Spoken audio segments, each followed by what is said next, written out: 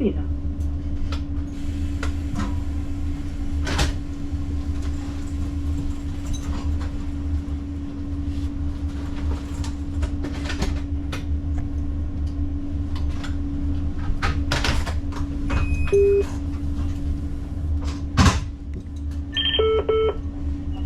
Tog 435 avgang. Velkommen hit til tog 435. Vi skal kjøre fra Trondheim til Åsen. Det regner litt, men ellers er det finvær. Jeg skal snakke litt om signalmidler, skilt og ting som vi ser på når vi kjører tog. Hjertelig velkommen ombord i det her Nordtoget som tar oss til Åsen via Trondheim lufthavn. For din egen sikkerhet vil ta en sikkerhetsoppslaget ved siden av deg. Vennligst plasser bagasje og eiendeler, sånn at vi holder midtganger og inngangspartier åpent og fri for ferdsel. Så gjerne kontakt med meg når vi kommer rundt og sjekker billetter dersom du har noen spørsmål. Vennligst hold billetten klar, og jeg står vi ønsker en riktig god og behagelig reise. Have a very good day and welcome on board on this JNord service to Åsen via Trondheim Airport. For your own safety, we kindly ask you to take a look at the safety information posted beside. Please place your luggage so that keep the aisle and the transfer area clear for movement. I will soon check your ticket. Please have your ticket ready, and if you have any questions, please ask me. At JNord, we wish you a pleasant journey. Neste stasjon, det Lademoen, på din høyre side. Har du tenkt deg på Rotvoll, så må du trekke fremover en av de to fremste vognene. Med avdelingen der. Ja, takk for det. Da kjører vi inn til Lademoen, som er første holdeplassen etter Trondheim S. Vi kom nettopp inn i et område med midlertidig nedsatt hastighet, så akkurat nå, så er det 40 km i timen som gjelder et stykke til det oppheves.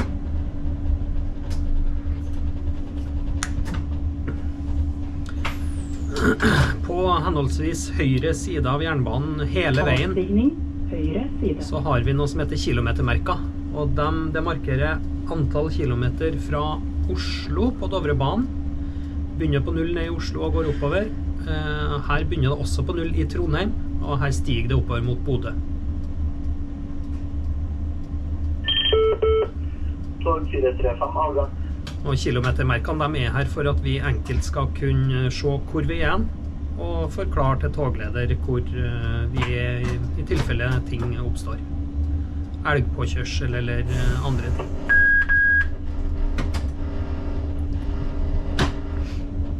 Her har vi kilometermerket på høyre side, og det er 1,0. Desimaltallet er alltid under. Så da har vi 1 kilometer nord for Trondheim sentralstasjon. Og her er det fortsatt midlertidig nedsatt hastighet 40. Og det pipet vi hørte der, det var ATC-en som sa fra om det.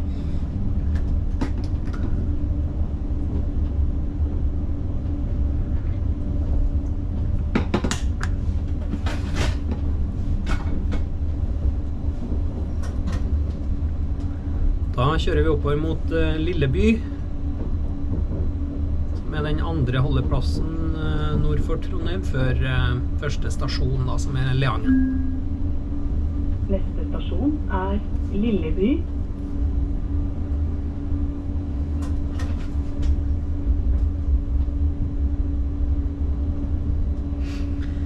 I dag kjører vi type 76, som er bimodalt togsett. Det kan gå på el og diesel. Her ned til høyre så ser vi opphevelse av midlertidig nedsatt hastighet. Så når vi har passert det med hele toget, da kan vi gjenoppta strekningshastigheten, som på stedet her er 110 km/t. Så stopper vi på Lilleby, og i enden av plattformen her så har vi avstandsmerke 1. Det betyr at det er 1200 meter til hovedsignal. Avstigning høyre side.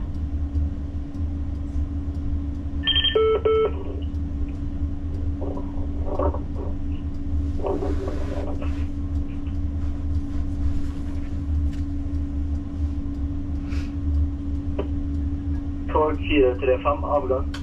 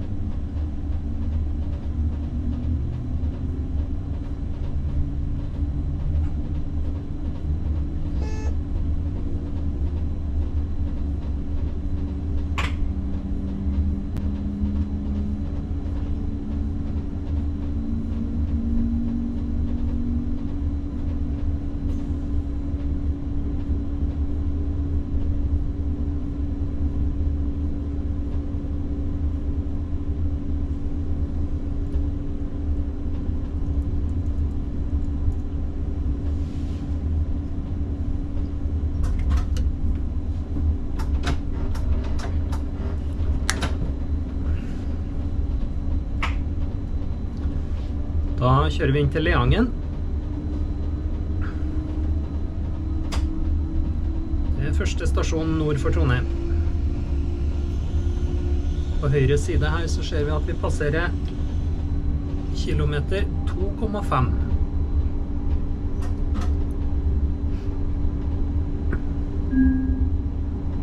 Neste stasjon Leangen. Her har vi innkjør hovedsignal til Leangen med tilhørende forsignal for utkjør. Vi har 2 faste grønne lys i innkjør hovedsignal, som betyr kjør. Og vi har et grønt blinkende i forsignalet, som betyr forventkjør. Og så skal jo egentlig ikke jeg sitte her og lure dere. Avstandsmerke 1. Det er ikke 1200 meter, det er 1000 meter til hovedsignalet. Beklager. Da kjører vi inn til Leangen. Her er masse reiselystne folk som vil være med oss. På venstre side så har vi noe som heter toglengdeskilt. Det viser oss som kjører toget hvor vi skal stoppe i forhold til hvilket materiell vi kommer med. Type 76 er 115 meter langt. Det er egentlig 117,5 tror jeg, men vi stopper på 115 meters merket. Da er vi godt innenfor med alle dører. Avstigning høyre side. På høyre side her så har vi ATC repetersignal med nødstoppfunksjon.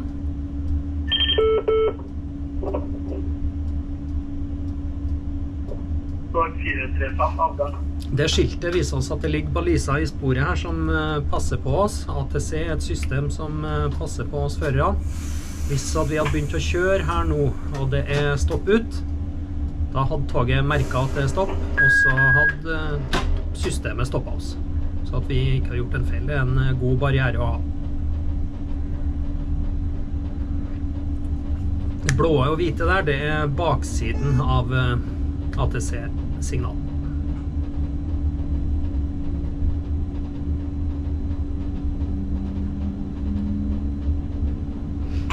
Der framme har vi utkjør hovedsignal på Leangen. Det viser 2 grønne faste lys, som betyr kjør. Da kan vi kjøre i strekningshastighet.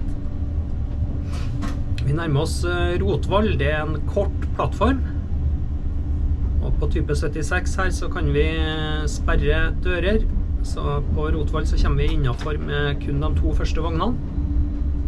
Og da sperrer vi av resten, så at passasjerene ikke kan gå ut og falle ned. Neste stasjon Rotvoll. Her har vi orienteringssignal for holdeplass. På grunn av kort plattform på Rotvoll så er det avstigning kun i de 2 forreste vognene. orienteringssignal, det betyr at vi skal gi signal. Tog kommer, som 2 til 3 sekunder med tyfon.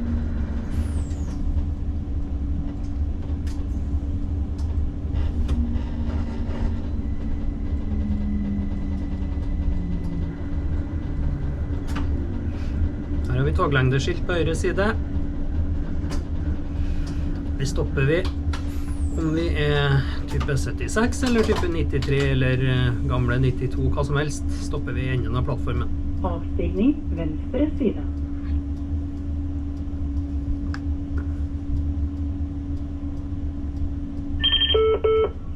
Tog 435 avgang.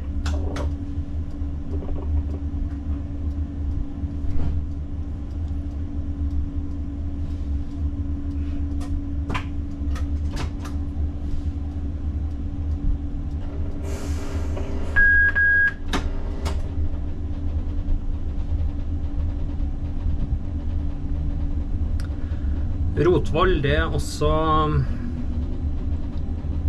behovsstopp i togruta vår. Det står en X på Rotvoll som betyr behovsstopp. Det vil si at vi stopper kun om vi har folk av eller folk på. Så lenge vi innenfor rutetiden og vi ikke har hverken påstigning eller avstigning, så kan vi passere Rotvoll uten å stoppe.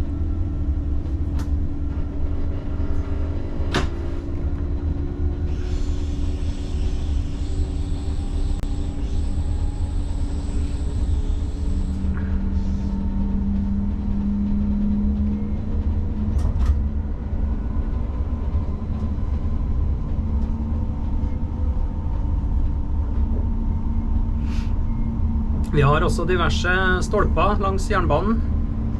Vi passerte akkurat en blå og hvit stolpe som teknisk stolpe. Den betyr bare at det en teknisk innretning i sporet. ATC-balisa som oftest. Her kan vi øke hastigheten til 100 og pluss 5. Det vil si 105 for oss, for vi et tog som kan kjøre med plusshastighet. Vi har avstandsmerke 1, 1000 meter igjen til innkjør hovedsignal, og vi har forsignal for innkjør her, blinker ett grønt lys, det betyr forvent kjør, så da forventer vi at innkjør hovedsignalet viser 2 grønne faste.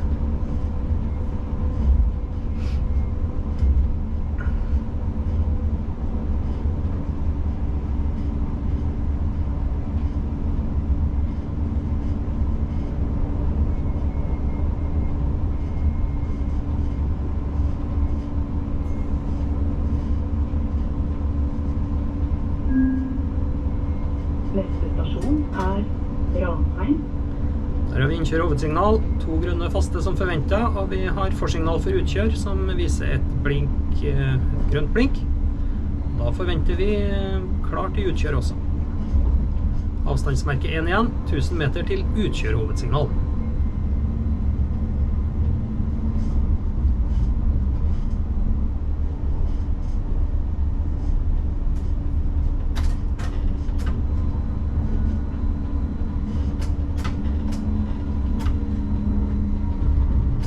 Vi kommer inn på Ranheim, krysser vi med et annet SJ-tog her.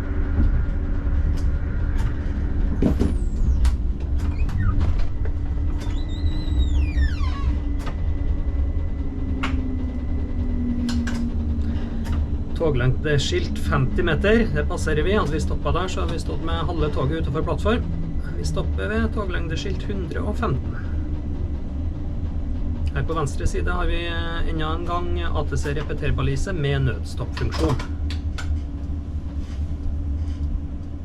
Avstigning høyre side. Her på Ranheim det også så langt til utkjør hovedsignal at de har satt opp et repetersignal. Tog 435 avgang.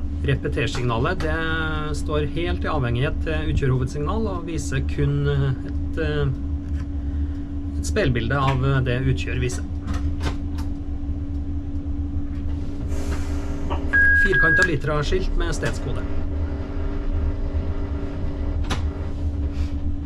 Litra-skilt, det de skiltene som på alle hovedsignal og forsignal, blokksignal, alt. Det består som oftest med en bokstav, og så et tall og en stedskode. Og alt det her til sammen, det unikt. Hvert signal har sin unike litreringskode.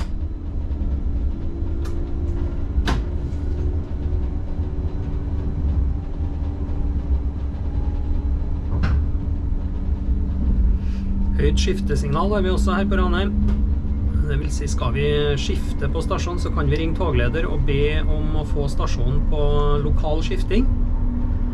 Da styrer vi veksler selv, og vi ser på det høye skiftesignalet. Hvis det lyser skrått oppover, da har vi lov til å flytte oss på stasjon. Styre veksler selv og plassere togsettet der vi skal det. Her har vi automatisk veisikringsanlegg med bommer og lyd og lys. Det er innkoblingsfelt til sånne anlegg, markert med hvit og svart stolpe, som da ligger det tekniske innretninger i sporet som merker at her kommer det tog, og bommene går ned og blir sikret. Når bommen er sikret, så ser vi det på veibomanlegget ved at vi får et hvitt blinkende lys som betyr klar linje. Er bommen ikke sikret, så har vi rødt blinkende lys. Er det i kurve eller dårlig sikt, så kan de også sette opp forsignal for bomanlegg. Det vil da være et fiolett blinkende lys, som betyr at tilhørende planovergangssignal viser stopp.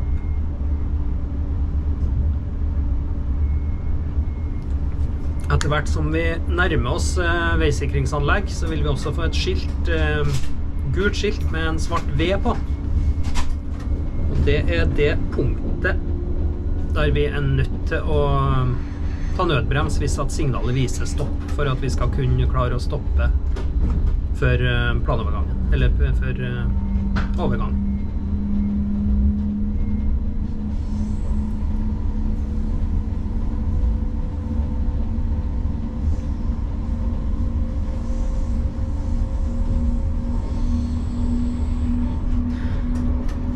Her nord for Trondheim er det jo et relativt nytt KL-anlegg, kjøreledning.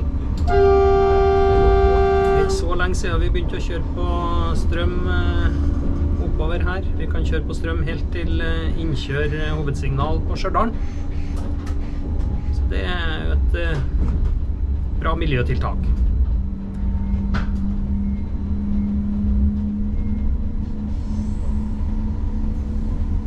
Forsignal for innkjør Midtsandal. Nei, forsignal for innkjør Vikhammer, mener jeg. Et grønt blinkende. Forvent kjør. Vikhammer er også krysstopp. Her stopper vi kun om vi har avstigning, eller om det står folk på plattformen som skal være med. Neste stasjon er Vikhammer. Og skal vi unnlate å stoppe, så kan vi ikke forlate Vikhammer før avgangstida.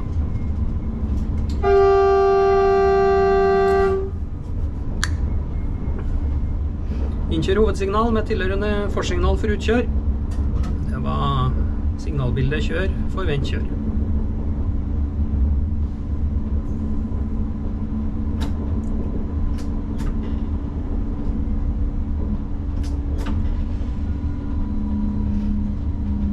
Her hadde vi nytt hastighetsskilt som peker oppover mot 80, det vil si at vi kan øke hastighet til 80.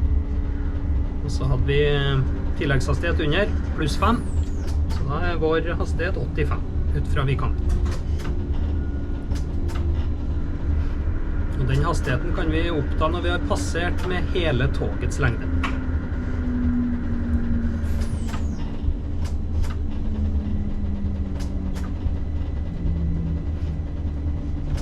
På venstre side her så har vi ATC repetersignal. Her er det langt til utkjør, så når vi stopper her nå så vil vi være overvåket på 40 helt til vi passerer utkjør hovedsignal. Avstigning venstre Den side. her har også nødstoppfunksjon. Det som er fordelen da, er at når vi begynner å kjøre, og vi har en sånn ATC Tog 435 avgang. repeterbalise, så vil vi kunne oppta strekningshastighet mye tidligere. Vi slipper å vente til vi passerer utkjør hovedsignal med å øke hastigheten til 80. Så ATC-en vil bli oppdatert. Den forstår at vi har kjør i utkjør, og vi kan oppta strekningshastighet. Her har vi også repetersignal for utkjør.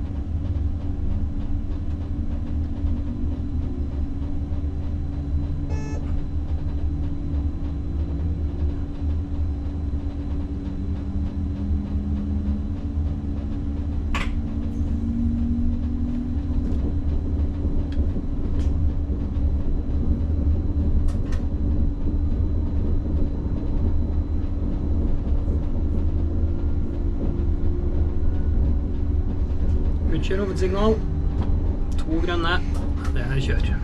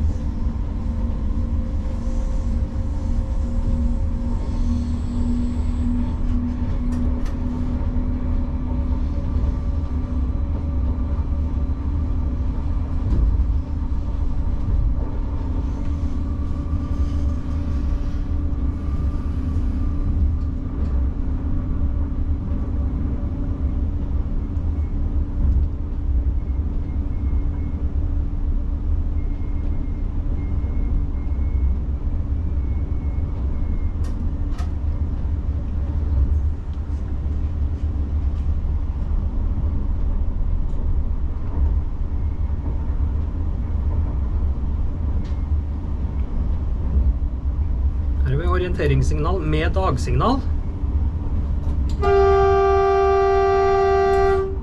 Og økt hastighet til 90. Plusshastighet. Dagsignal på orienteringssignal, det betyr at vi skal selvfølgelig gi tog kommer. Men hvis klokka er mellom 10 på kvelden og 6 på morgenen, så skal vi unnlate å gi signal tog kommer.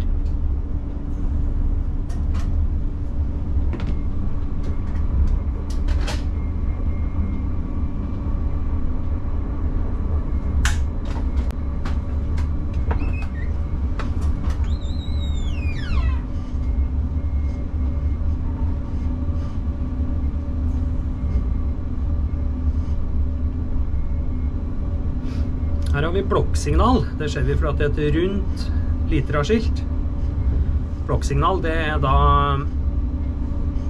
at linjeblokka her er delt i 2, så vi kan kjøre dobbelt så mange tog mellom Vikhammer og Midtsandene enn om det ikke skulle ha vært her. Linjeblokka varer fra en plass til neste, og der kan det kun være ett tog i gangen. Når vi da har delt opp med blokksignal, så får vi til å være 2 tog, men selvfølgelig kun fortsatt ett tog i gangen på hver blokkstrekning.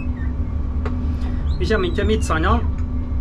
Her har vi et rundt hastighetssignal på stolpen ved vekselen, og det betyr avvikhastighet. Normalt, når vi skal kjøre i avvik, så er hastigheten 40 km/t over sporvekslene. Har vi et sånn avvikhastighetsskilt, så vil det som oftest bety økt hastighet. Det kan også være mindre da. Men i dette tilfellet så stod det 6. Det vil si at skulle vi kjørt i avvik over her, så kunne vi holdt 60 km/t over vekselen. Midtsandene, det er en stasjon med samtidig innkjør. Det vil si at her kan tog kjøre inn på stasjonen fra hver sin ende samtidig. Noe som betyr at vi kan få til en flytende kryssing. Kryssing av 2 tog uten at noen trenger å stoppe.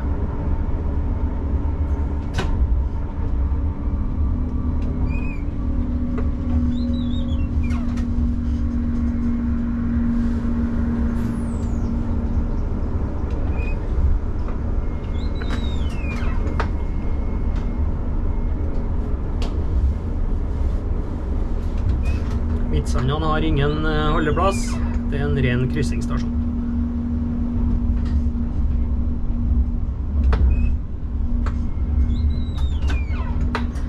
Vi har også noe signal langs jernbanen som ser litt ut som en kirke. Det er pil opp og et felt ved siden av, og motsatt pil ned et felt ved siden av. Det er rett og slett hev og senke plog for brøytemannskapet når de er ute og brøyter. Så at de ikke river med seg ting som ligger i sporet som skal ligge der. Her hadde vi også ATC repetersignal, annet målpunkt.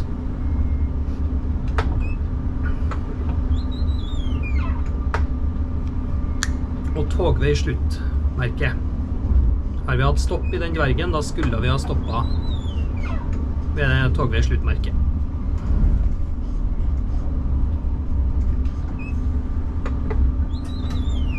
ATC repeter annet målpunkt, eller ATC repeter målpunkt som vi hadde inn på Midtsandan her. Det er da en repeterbalise som er målpunkt for den venthastigheten som er gitt ved innkjør hovedsignal, eller indre hovedsignal.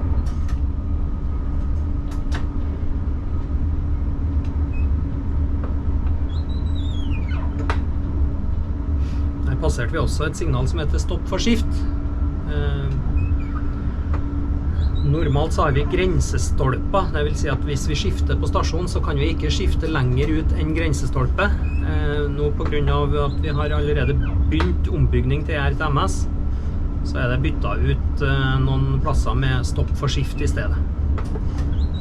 Men betydningen er samme. Vi kan ikke skifte lenger ut enn stopp for skift om vi skifter inn på stasjon.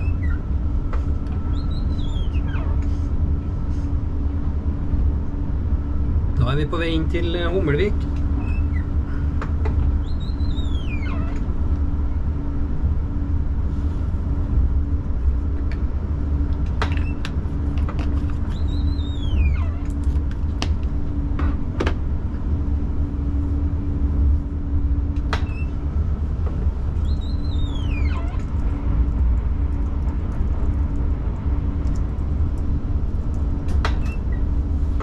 Avstandsmerke igjen.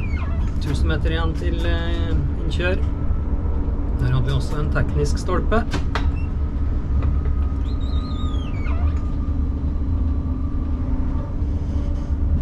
Vi har også noen stolper som er rød og hvit. Det er seksjoneringsstolper. De er plassert ved innkjør hovedsignalstedet. Neste stasjon er Og kjører vi elektrisk materiell og vi har stopp i innkjør hovedsignal, da skal vi stoppe før seksjoneringsstolpen. Det er rett og slett, det kan hende at det er stopp inn på stasjonen fordi at det er arbeid der, og det arbeidet kan være på kjøreledningen. Da har de koblet bort strømmen, og hvis vi da kjører et tog inn, så drar vi med oss strømmen over til den delen av KL-anlegget som skal være strømløst.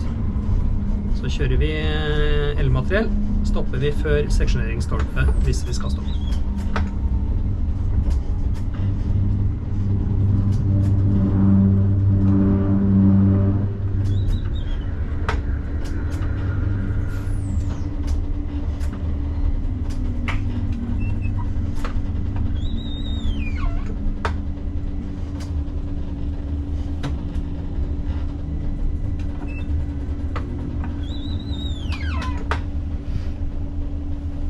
ATC repeterbalise på høyre side med nødstoppfunksjon.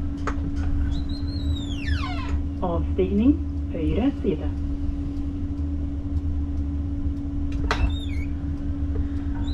Her har vi også togsporsignal på Hummelvik. Det er de bitte små signalene langs med sporene her. De fungerer på samme måte som repetersignal. De viser hvilket spor utkjøret er satt for. Og er de grønne, da har vi klart utkjør.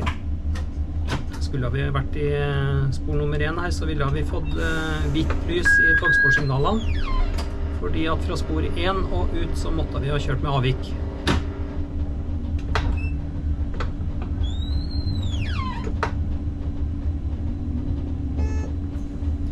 Da skal vi kjøre inn i Gjevingåstunnelen. Det er en tunnel som er 4,5 kilometer lang. 4 nødutganger underveis, en for hver kilometer. De vil vi se ved at det er hvite blinkende lys inn i tunnelen.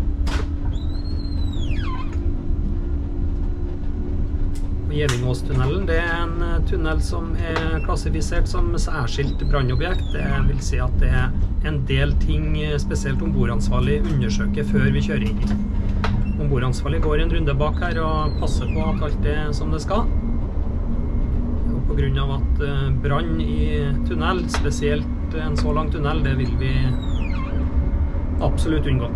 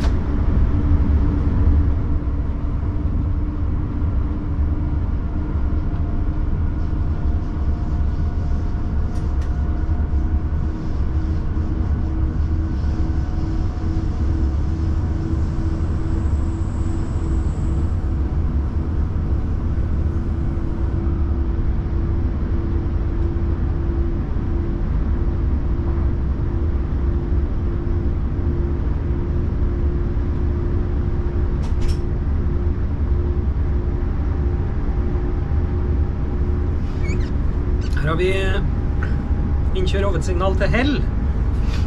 Der hadde vi ett grønt fastlys, det vil si at vi skal kjøre i avvik inn på Hell. Vi hadde også forsignal for utkjør som blinket et oransje og et grønt. Det vil si at vi skal kjøre med avvik ut fra Hell også. Forvent kjør med avvik. Neida, forvent kjør med redusert hastighet. Og vi har kjør med redusert hastighet inn på Hell. Det vil si 40 over hvert slag.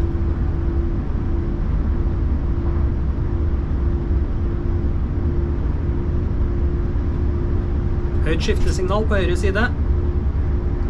Det står i skifting forbudt, men det har ingenting å si for oss, for vi er tog og ikke skift. Neste stasjon er Hell.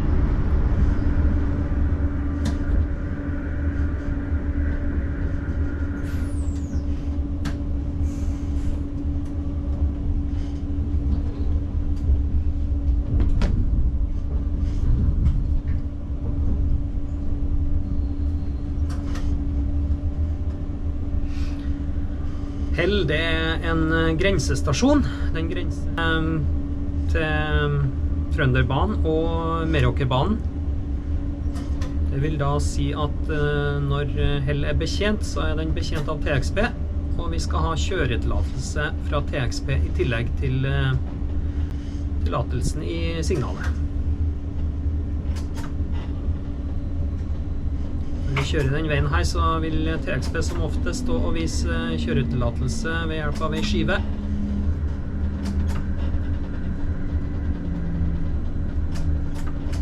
En runding på en skive som betyr kjøretillatelse.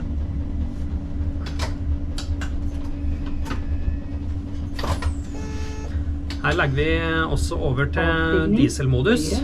Vi starter dieselmotorene og tar ned strømavtageren. Det er fordi at mellom flyplassen og Stjørdal så vil kjøreledningen bli borte. Og 435 også.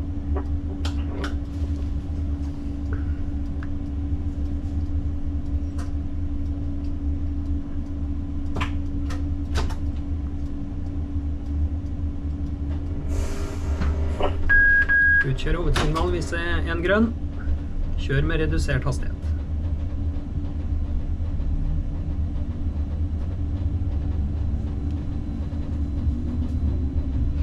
Her har vi også dvergsignaler. Dvergsignalet på venstre side viser kjøring forbudt. Og dvergsignalet som var på høyre side viste kjøring tillatt. Dvergsignalene står i avhengighet til hovedsignal. Nå hadde vi skiftet inn på stasjonen, da hadde vi kun skiftet på dvergsignal. Hovedsignalene de gjelder for togkjøring.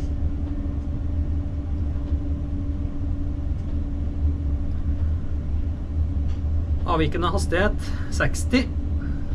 Og vi har kjørt med redusert hastighet ut.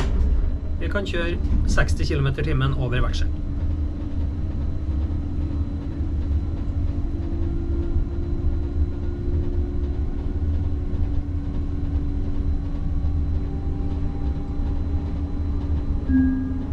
Teknisk stolpe. Neste stasjon Trondheim lufthavn.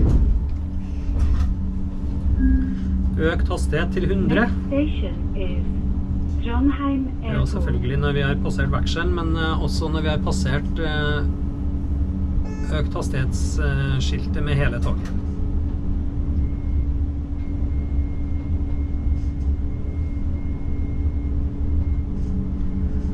Da stopper vi på flyplassen.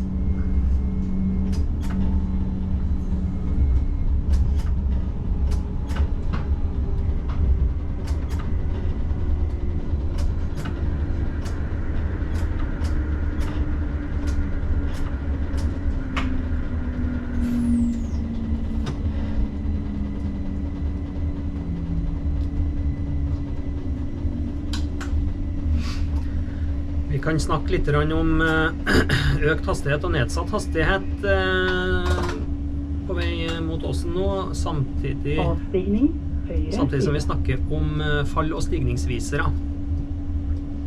Fall- og stigningsviser, det er rett og slett skilt som viser om det er fall eller stigning, og hvor mye. Peker skiltet oppover, så er det stigning. Peker det nedover, så er det fall. Og tallet viser antall promille. Antall meter per 1000 meter lengde. Er det 10 promille, så vil vi få 10 meter stigning på 1000 meter banestrekning.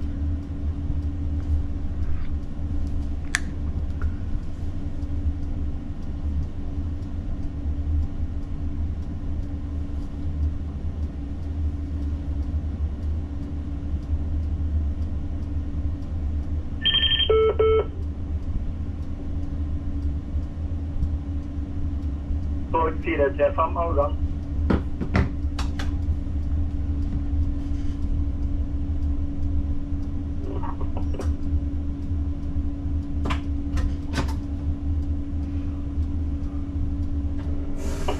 Når det kommer til nedsatt hastighet, for eksempel her da, som vi har strekningshastighet på 100 eller hva det var, så vil vi etter hvert få nedsatt hastighetsskilt. Og da, når vi passerer det, så vet vi hvilken hastighet vi skal ned til. Og den hastigheten, den gjelder ved markeringsmerket som kommer en stund etterpå. Først her nå så har vi midlertidig nedsatt hastighet til 40. Her vil vi også få et markeringsmerke der vi 40 gjelder fra. 40 gjelder ikke når vi passerer det signalet vi passerte nå, men det gjelder fra neste markeringsmerke.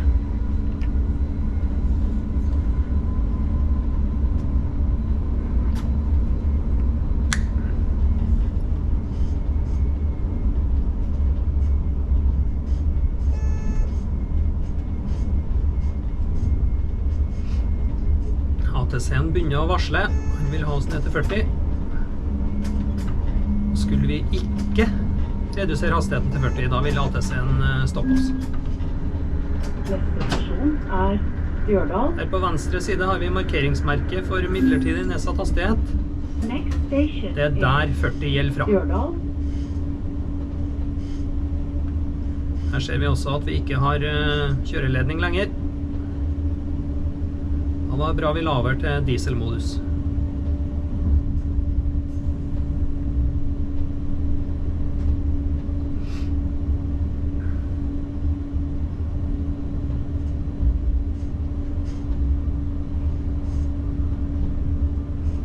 Også planovergangssignal. Det er en planovergang på vei ut fra Stjørdal.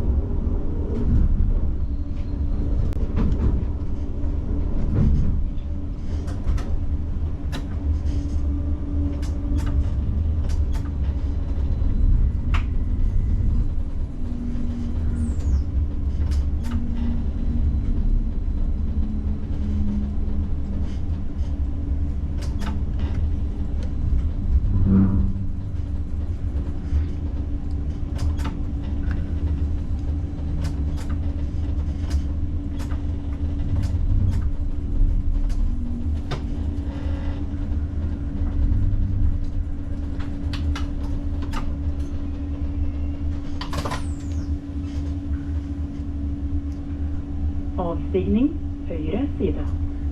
Da står vi her og venter på kryssende tog som kommer nordfra.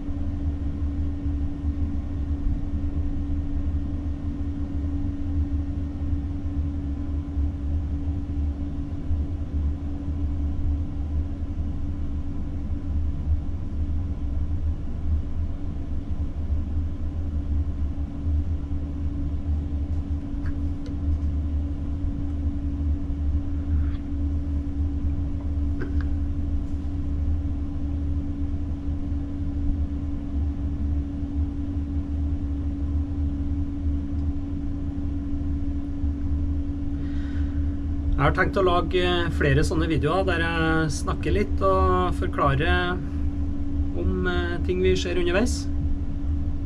Så da vil jeg gjerne ha kommentarer fra dere om hva dere ønsker, om det er en spesiell banestrekning dere vil se, eller noen spesielle ting som dere vil at jeg skal ta opp, som jeg kanskje har unnlatt å ta opp i de andre videoene. Så bare å kommentere, så skal vi få ordnet opp i det og forklart det som forklares skal.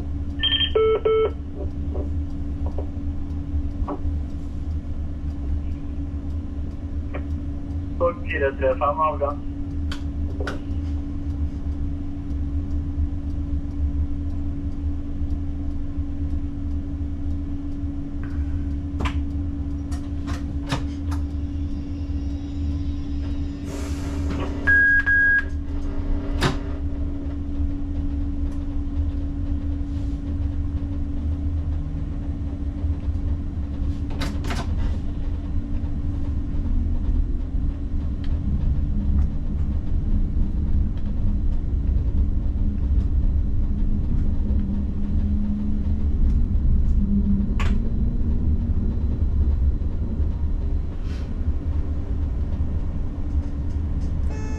har vi kjør med avvik i togsporsignalene, klar linje i veisikringsanlegget, og vi har kjør med redusert hastighet i utkjør hovedsignal. Det vil si 40 km i timen over veksel med hele toget før vi kan øke til strekningshastighet når vi kommer ut av stasjonen. Her har vi økt hastighet på høyre side. Strekningshastighet her er 130. Og vi kan øke til det når vi har passert vekselen og hele signalet.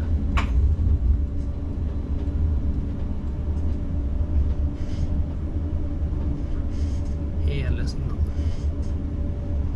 Passert signalet med hele tog. Teknisk stolpe på venstre side. Løft plog, hadde vi vært brøytemannskap her. Kan senke plogen igjen her.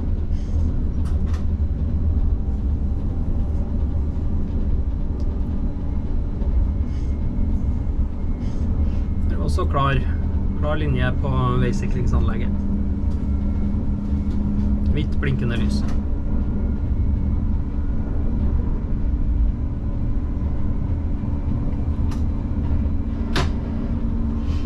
Her får vi redusert hastighet ned til 90 pluss 5, så strekningshastigheten vår vil da være 95, men det gjelder ikke ennå, sant? Det gjelder når vi passerer markeringsmerket. Og markeringsmerket det finner vi på baksiden av økt hastighet andre veien. Så det vil dukke opp på venstre side her etter hvert nå. Markeringsmerket, derfra gjelder strekningshastigheten 90 pluss 5.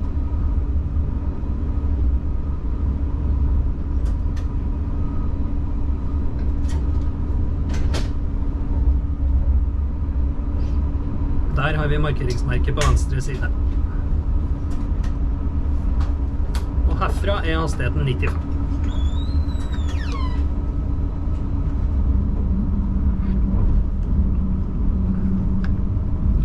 Økt hastighet.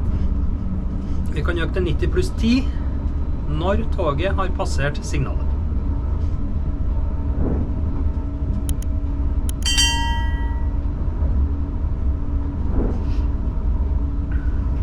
Her hadde vi en svart og hvit stolpe som er innkoblingsfelt for planovergang. Andre vei.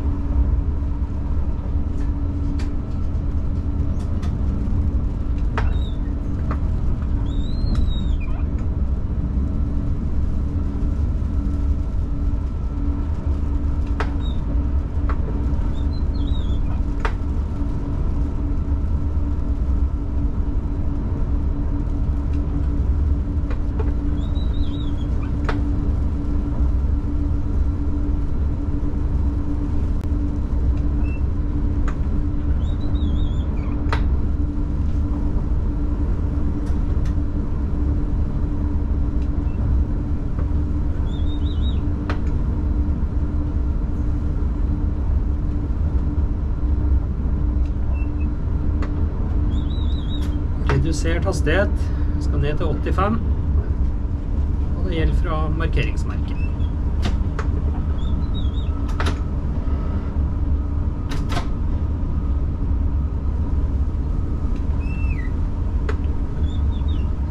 Der. Her hadde vi et rundt skilt, avvikende hastighet, det sto 6, det vil si at hastigheten over sporvekslene ved avvik inn til Skatval er 60 km i timen, ikke 40. Det gjelder jo ikke for oss nå, for vi har klart inn. Og vi kjører inn med strekningshastighet.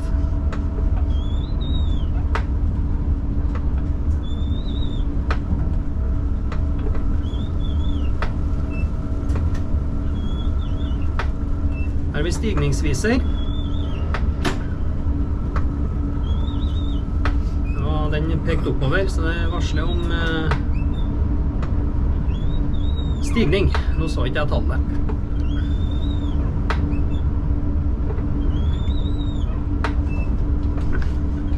Og motsatt, hadde den pekt nedover, så hadde det vært fall. Neste stasjon er Skatval. Det er egentlig ikke noe vi setter så veldig mye merke til, legger mye merke til når vi kjører persontog, for det er ganske, hastigheten er ganske fin uansett, men tunge godstog, de bruker fall- og stigningsviser veldig aktivt. Nærmer vi oss stigning da, så er det greit å få opp motorkrafta før vi begynner på stigning. Og sammen med fall kan være lurt å innlede brems litt i forkant.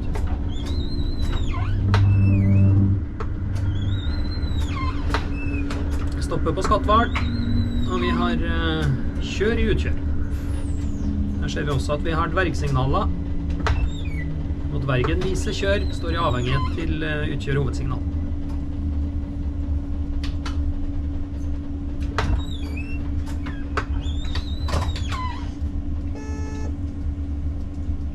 Avstigning, høyre side.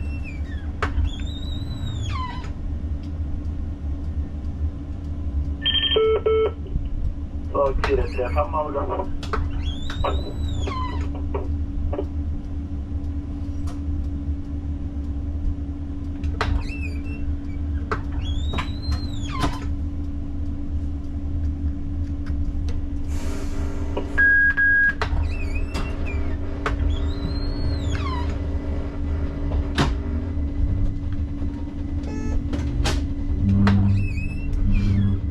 Da kjører vi ut fra Skatval. Vi har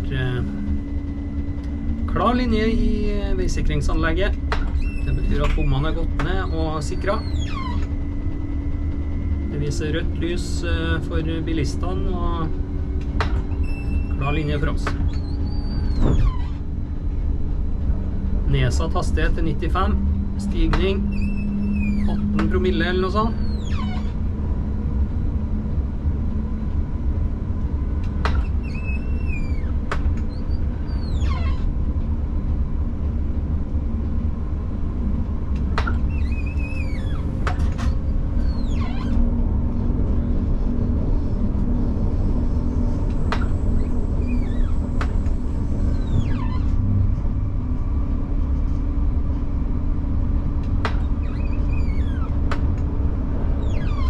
Der har vi fall, den pekte nedover. Så har vi kjørt over bakketoppen her, og nå går det nedover. Økt hastighet til 100. Gjelder når hele toget har passert signalet.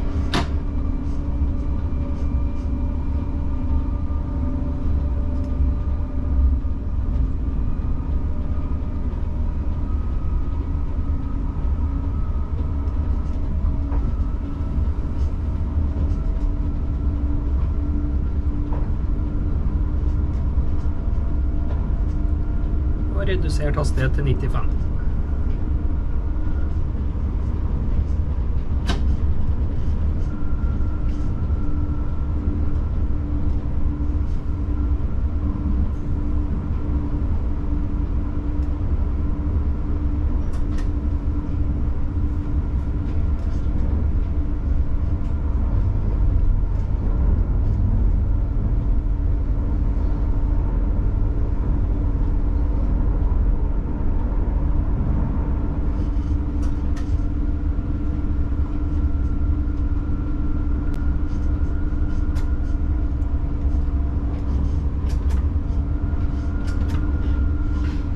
Redusert hastighet til 75.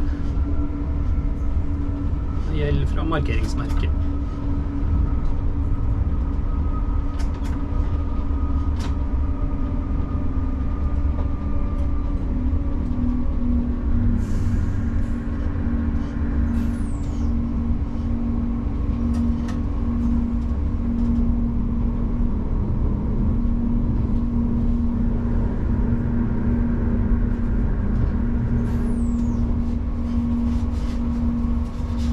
Blokksignal. Kjør, 2 grønne. Så nå når vi har passert det blokksignalet her da, så kan neste tog kjøre fra Skatval. Trenger ikke å vente til vi har kommet inn på neste stasjon som er Langstein. Det er fordelen med at lange blokkstrekninger er delt opp i 2, eller flere. Vi Øker hastigheten til 85 når toget har passert signalet med hele sin lengde.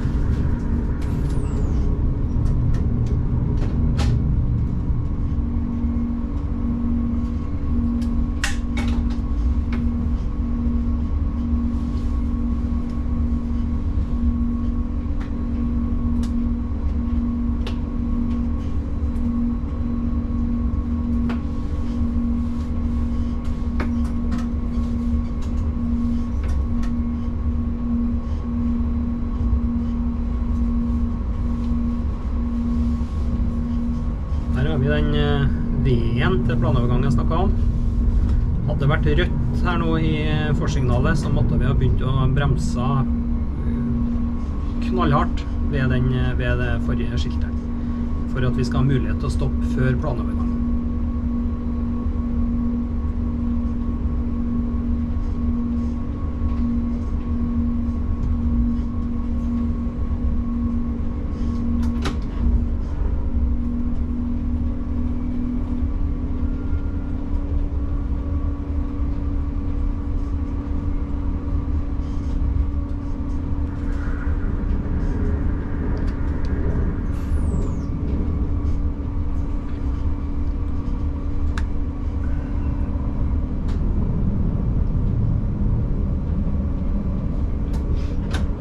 Økt hastighet til 100 når toget er passert.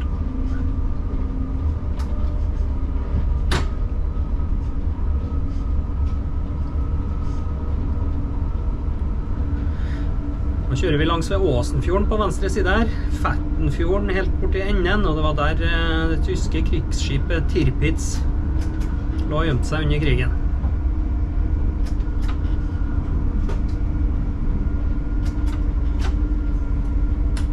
Vi kan fortsatt se forankringene borti enden der. En liten fun fact som har ingenting med jernbane å gjøre.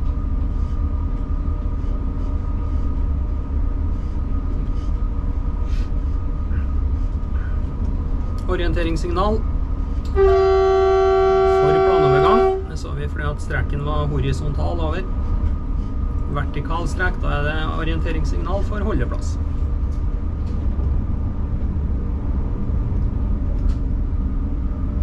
Angående orienteringssignal for holdeplass, da skal tog gi signal tog kommer, kun hvis det er tog som skal stoppe på holdeplassen.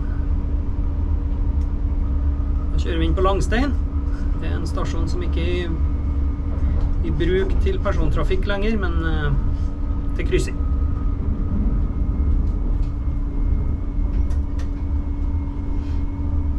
Ja, kjør, utkjør, og fortsette ut med strekningshastighet.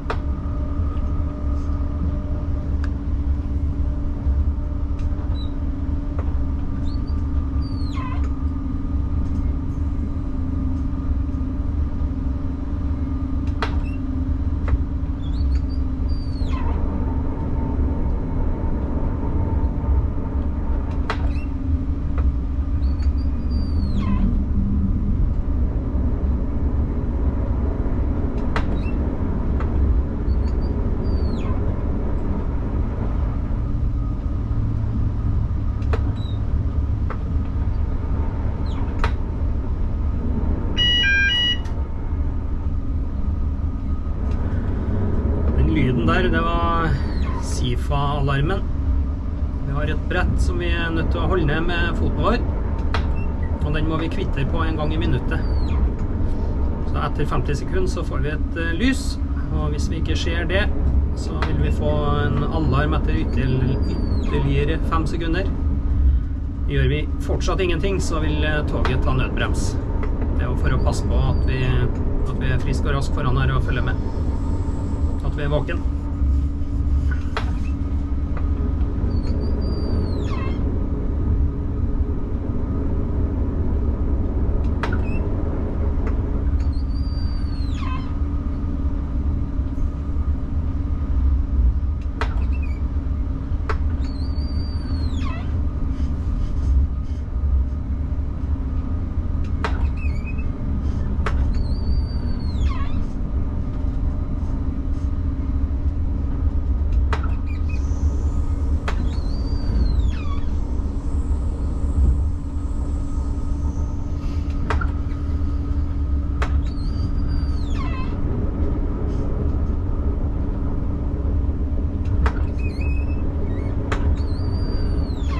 Økt hastighet til 100. Det var SIFA-alarmen igjen.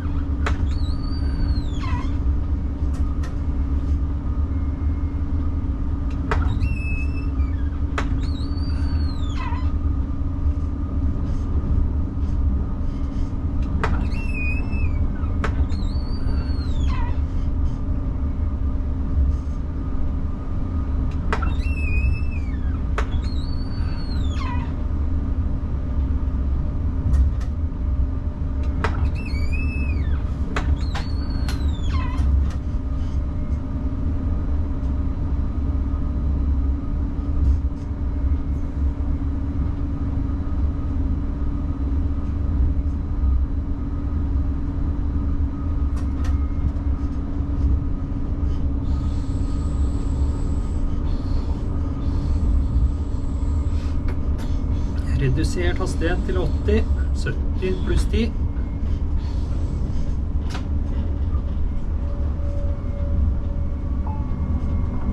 Vi nærmer oss togets endestasjon om noen få minutter.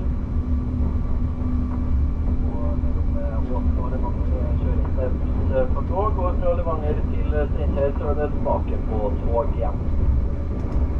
Før jeg tar en ekstra titt rundt her for å se at du får med deg alle dine personlige eiendeler for du forlater toget.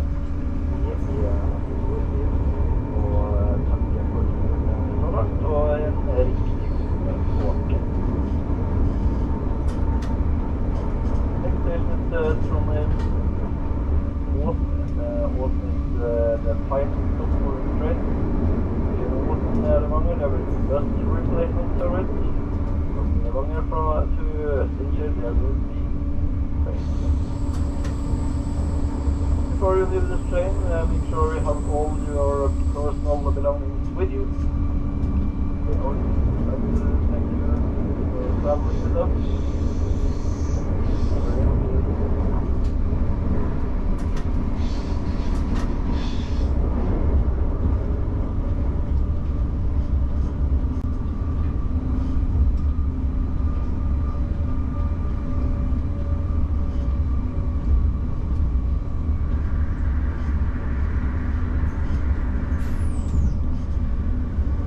Da kjører vi inn til Åsen, så da er denne turen straks over.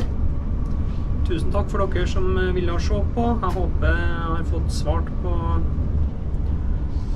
flesteparten av spørsmålene deres, og som jeg sa tidligere, bare kommenter. Kom med om dere vil ha utfyllende informasjon om noen ting, om det nå er oversett, eller som dere vil vite mer om. Neste stasjon er Åsen. Si også gjerne fra om det er noen andre strekninger dere vil se på, som jeg skal forklare litt om. Next station is Vi har jo både Rørosbanen og Meråkerbanen som er This is our final stop. strekning med togmelding. Og Trønderbanen er jo fjernstyrt strekning. Men uansett, tusen takk for at dere ville se på. Da kjører vi inn til Åsen, og da er denne turen forbi.